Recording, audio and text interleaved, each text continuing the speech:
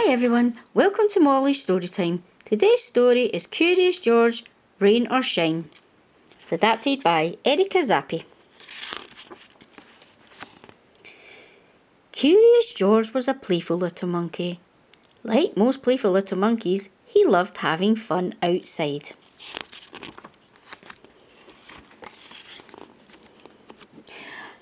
But sometimes the weather would not cooperate with George.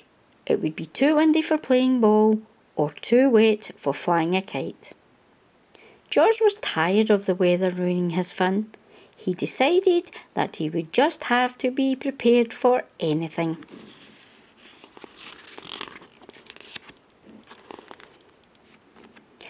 Then the doorman told him that some animals have a special way to tell the weather. George was curious. He didn't think he was one of those animals, but maybe he could become one. George decided to ask his friend, the man with the yellow hat. The man told George about a saying that sailors use to help them predict the weather. Red sky at night, sailors' delight. This meant if a sailor saw a bright red sunset, the next day should be sunny.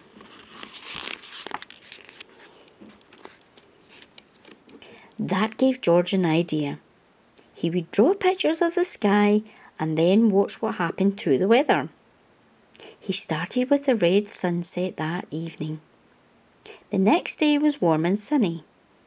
He drew a picture of that below the sunset from the day before. He even drew the cricket he met while he was drawing. Chirp, chirp. The next morning there were dark clouds to draw. His cricket friend was back, but he was much quieter on that chilly day. Chirp. By that afternoon it was raining. Did clouds mean that it would rain? George thought so. These drawings were becoming very useful.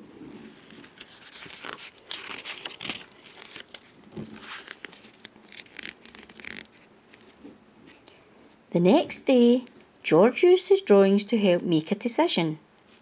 When the man asked if George wanted to go on a picnic, George predicted that the clouds he saw that morning would mean rain later on. He decided to stay at home. But it never rained. In fact, it was a beautiful day. The blue sky was full of fluffy white clouds. Aha! So maybe dark clouds meant that it would rain.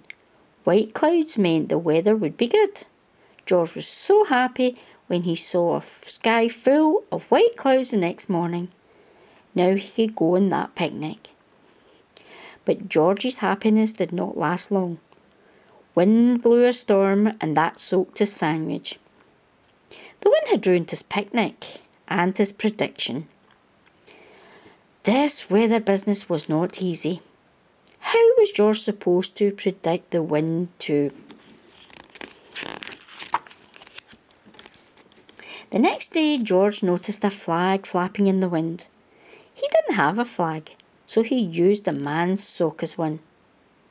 George watched as the sock flapped in the direction of the wind. George also had a pinwheel. When the wind blew fast, his bee pinwheel spun quickly.